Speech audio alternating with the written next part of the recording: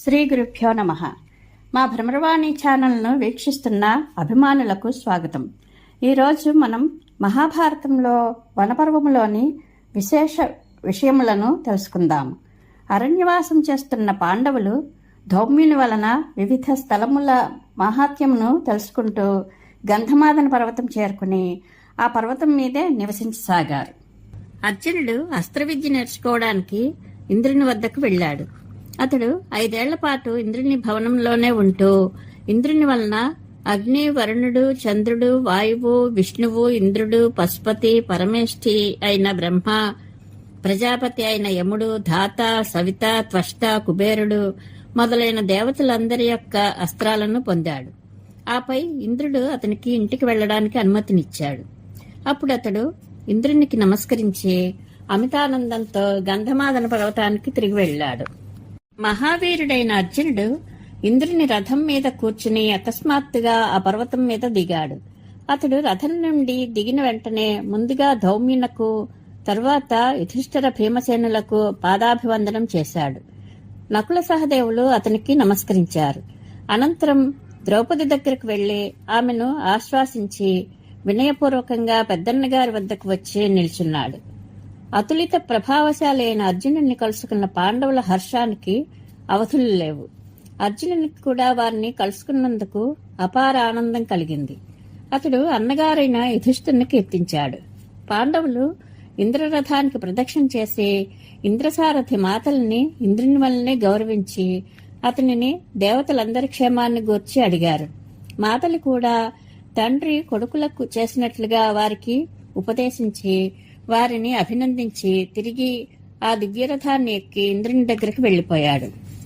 మాతలు వెళ్లాక అర్జునుడు దేవేంద్రుడు ఇచ్చిన అమూల్యమైన అతి సుందరమైన రత్నాభరణాలను ద్రౌపదికి ఇచ్చాడు.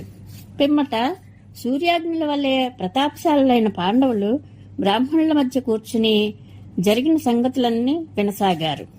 అర్జునుడు తాను ఇంద్ర, వాయువుల నుండి సాక్షాత్తు మహాదేవుని వలన అస్త్రాలు పొందానని, తన ప్రవర్తన వలన ఇంద్రుడు సమస్త దేవతలు సంతుష్టులయ్యారని సంక్షేపంగా తన స్వర్గప్రవాసం నాటి అనేక విషయాలను చెప్పాడు. అతడు ఆ రాత్రి నకుల సహదేవులతో కలిసి తృప్తిగా నిద్రపోయాడు. తెల్లవారుగానే వారితో కలిసి ధర్మరాజు వద్దకు వచ్చి నమస్కరించాడు. అదే సమయంలో దేవేంద్రుడు బంగారు రథం మీద వచ్చి ఆ పర్వతం మీద దిగాడు. పాండవులు అతడు రథం నుండి దిగడం చూసి అతని దగ్గరకు వెళ్లి విద్యుక్తంగా పూజించారు. అర్జునుడు కూడా అతనికి నమస్కరించి సేవకుని వల్లనే అతని వద్ద నిల్చున్నాడు. ఉదార చరిత్రుడైన యుధిష్ఠిరుని మనస్సు ఆనందంతో ఉప్పొంగింది. ఇంద్రుడు అతనితో, పాండుపుత్ర, నీవు ఆనందంగా ఉండు, నీవే ఈ భూమిని పాలిస్తావు. ఇక మీరు కామ్యకవనానికి తిరిగి వెళ్ళండి. అర్జునుడు చాలా శ్రద్ధగా నా వలన అన్ని శస్త్రాలు సాధించుకున్నాడు, నన్ను సంతోషపరిచాడు. ఇక ఇతనిని ముల్లోకాలు కూడా జయించలేవు అని చెప్పి అతడు స్వర్గానికి తిరిగి వెళ్లిపోయాడు. ఇంద్రుడు వెళ్ళాక యుధిష్ఠిరుడు గద్గద కంఠంతో అర్జునుడిని, తమ్ముడు, నీకు ఇంద్రుని దర్శనం ఎలా జరిగింది? శంకర భగవాన్ని ఎలా కలుసుకున్నావు? నీకు శస్త్రవిద్యలన్నీ ఎలా లభించాయి? మహాదేవుని ఎలా ఆరాధించావు? ఇంద్రుడు తనకు ప్రియం చేశాడని అన్నాడు. నీవు అతని పని ఏం చేశావు?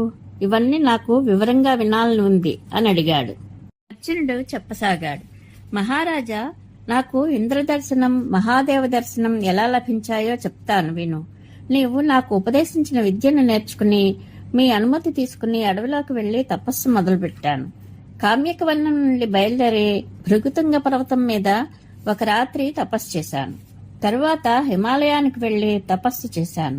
1 నెల వరకు కందఫలాలు తిని, 2వ నెల నీరు త్రాగి, 3వ నెల నిరాహారంగా ఉన్నాను. 4వ నెల ఊర్ధ్వబాహుడనై నిల్చున్నాను. ఇంత జరిగినా నా ప్రాణాలు పోకపోవడం విచిత్రం. 5వ నెలలో ఒకరోజు గడిచాక ఒక పంది అటు ఇటు తిరుగుతూ నా ఎదుటకు వచ్చి నిల్చుంది. దాని వెనుకనే ఒక కిరాత వేషధారి వచ్చాడు. అతడు ధనుర్బాణాలు, కత్తి ధరించి ఉన్నాడు. అతని వెనుక చాలా మంది స్త్రీలు ఉన్నారు. నేను ధనస్సు తీసుకుని బాణం ఎక్కుపెట్టి ఆ గగురుపాటు కలిగించే పందిని ఛిద్రం చేశాను. అదే సమయంలో ఆ భిల్లుడు కూడా తన బలమైన వింటిని లాగి బాణం వేశాడు.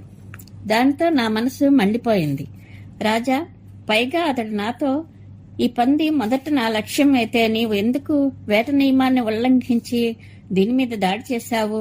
సరే, మంచిది, కాసుకో. నేను నా వాడి బాణాలతో నీ గర్వాన్ని నుగ్గునుగ్గు చేస్తాను అన్నాడు. ఇలా అని ఆ మహాకాయుడైన భిల్లుడు కొండలా నిశ్చలంగా నిల్చుని నన్ను బాణాలతో కప్పేశాడు. నేను కూడా భీషణ బాణవర్షంతో అతన్ని కప్పేశాను. ఆ సమయంలో అతని రూపాలు వందలు వేలుగా కనపడ్డాయి. ఆ అన్ని రూపాల మీద నేను బాణవర్షం కురిపించాను. తరువాత ఆ రూపాలన్నీ ఒక్కటిగా కనిపిస్తే నేను దానిని కూడా ఛిద్రం చేశాను. ఇంత బాణవర్షం కురిపించిన యుద్ధంలో నేను అతనిని ఓడించలేకపోవడంతో వాయువ్యాస్త్రం ప్రయోగించాను. కానీ అది కూడా అతనిని వధించలేకపోయింది. అది చూసి నాకు చాలా ఆశ్చర్యం కలిగింది. తిరిగి నేను పర్యాయంగా అతని మీద స్థూణాకర్ణాస్త్రం, వారుణాస్త్రం, శర్వర్షాస్త్రం, శాలభాస్త్రం, అశ్మవర్షాస్త్రం ప్రయోగించాను. కానీ ఆ భిల్లుడు వానిని అన్నింటినీ మృంగివేశాడు. అతడు అలా చేయగానే నేను బ్రహ్మాస్త్రాన్ని రప్పించాను. అది వస్తూనే మండుతున్న బాణాలతో అన్ని వైపులా కమ్మేసింది. కానీ ఆ మహాతేజస్వి అయిన భిల్లుడు దానిని కూడా ఒక క్షణంలో శాంతింపచేశాడు. అది వ్యర్థం కావడంతో నాకు చాలా భయం కలిగింది. ఇక నేను నా వింటిని 2 అక్షయ తూణీరాను తీసుకుని అతనిని కొట్టసాగాను. కానీ అతడు వాటిని కూడా మింగేశాడు. ఇలా అన్ని అస్త్రాలు నష్టమై నా ఆయుధాలన్నింటినీ అతడు మింగివేయడంతో నాకు అతనికి మల్లయుద్ధం జరిగింది. నేను ముష్టాముష్టి బాహాబాహి చేసినప్పటికీ కూడా అతనికి చాలకపోయాను. మూర్ఛపోయి నేలవాలాను. మెలకువ వచ్చాక నేను చూస్తూ ఉండగానే అతడు నవ్వుతూ ఆ స్త్రీలందరితో కలిసి అక్కడే అంతర్ధానమైపోయాడు. దాంతో నాకు తల తిరిగినట్లయింది. ఈ లీలలన్నీ చూపించి దేవాధిదేవుడైన మహాశివుడు ఆ కిరాత వేషాన్ని వదిలి తన దివ్య రూపాన్ని సాక్షాత్కరింపజేశాడు. అతని మెడలో పాములు, చేతిలో పినాకధనుస్సు, వెంట పార్వతి ఉన్నారు. నేను ముందు మాదిరిగానే యుద్ధానికి సిద్ధంగా లేచి నిల్చున్నాను. కానీ అతడు నా ఎదుటికి వచ్చి నాకు నీ మీద ప్రీతి కలిగింది అని చెప్పి నా వింటిని, అక్షయ బాణాలున్న 2 తూణీరాలను ఇచ్చివేశాడు. నాతో, వీరుడా, ఇదిగో వీటిని ధరించు. నాకు నీ మీద అనుగ్రహం కలిగింది. చెప్పు, నీకేం పని కావాలో. నీ మనసులో ఉన్నమాట చెప్పు. అమరత్వం కాకుండా నీవేమి అడిగినా నీ కోరికలన్నీ తీరుస్తాను అన్నాడు. నా మనసులో అస్త్రాలే తిష్టవేసి ఉన్నాయి. కాబట్టి నేను చేతులు జోడించి మనసులోనే అతనికి ప్రణమిల్లి, భగవన్, నీకు నా యందు అనుగ్రహం కలిగితే నాకు దేవతల యొక్క దివ్యాస్త్రాలన్నీ పొందాలని, వానిని ప్రయోగించడం తెలుసుకోవాలని కోరిక. ఇదే నేను కోరుకునే వరం అన్నాను. అంతా ఆ త్రిలోచనుడు, మంచిది, నేను నీకు ఈ వరం ఇస్తున్నాను. ఇక త్వరలోనే నా పాశుపతాస్త్రం కూడా నీకు లభించగలదు అని చెప్పి తన పాశుపతాస్త్రాన్ని నాకు ఇచ్చాడు. ఇచ్చి, నీవు ఈ అస్త్రాన్ని మనుష్యుల మీద ప్రయోగించకూడదు. ఎందుకంటే అల్పశక్తి కల ప్రాణుల మీద ప్రయోగిస్తే ఇది త్రిలోకాలను భస్మం చేసి వేస్తుంది. కాబట్టి నీకు ఎప్పుడైనా అత్యవసరం వస్తేనే దీనిని ప్రయోగించు. లేదా శత్రువులు ప్రయోగించిన అస్త్రాలను అడ్డుకోవాలనుకున్నప్పుడు దీనిని ప్రయోగించు అని చెప్పాడు. ఈ రీతిగా పరమశివుని ప్రసాదం వలన సమస్త అస్త్రాలను అడ్డుకోగలిగి స్వయంగా దేని చేతను అడ్డగింపబడని ఆ దివ్యాస్త్రం మూర్తిమంతమై నా దగ్గరకు వచ్చింది. భగవానుని ఆజ్ఞ ప్రకారం నేను అక్కడే కూర్చుని ఉండగా, నేను చూస్తూ ఉండగానే ఆయన అంతర్ధానమయ్యారు. మహారాజా, దేవాధిదేవుడైన ఆ పరమశివుని దయవలన నేను ఆ రాత్రి అక్కడే ఆనందంగా గడిపాను. 2వ రోజున తెల్లవారుతుండగానే ఆ హిమాలయ శిఖరం మీద దివ్యమైన, నవీనమైన, పరిమళభరితమైన పూలవాన కురియసాగింది. అన్ని వైపులా దివ్యవాద్యాలు మ్రోగసాగాయి. ఇంద్రుని యొక్క స్తోత్రాలు వినిపించసాగాయి. కొద్దిసేపటికే ఉత్తమాశ్వాలు పూంచిన చక్కగా అలంకరింపబడిన రథంలో ఇంద్రుడు శచీదేవితో కూడి అక్కడికి విచ్చేశాడు. అతనితో ఇంకా చాలా మంది దేవతలు వచ్చారు. ఇంతలోనే నాకు నరవాహనుడైన మహాత్ముడు కుబేరుడు కనిపించాడు. తరువాత నా చూపు దక్షిణ దిశగానున్న యమునిపై, పూర్వ దిశను ఉన్న ఇంద్రునిపై, పశ్చిమ దిశలో విరాజమానుడైన వరుణునిపై పడింది. వారందరూ నన్ను సమాశ్వాసిస్తూ, సవ్యసాచి, చూడు, మేమందరం లోకపాలురం ఇక్కడికి వచ్చాము. దేవతల కార్యం పూర్తి చేయడానికే నీకు మహాదేవుని దర్శనం లభించింది. నీవు మా అందరి వద్ద నుండి అస్త్రాలను స్వీకరించు అన్నారు.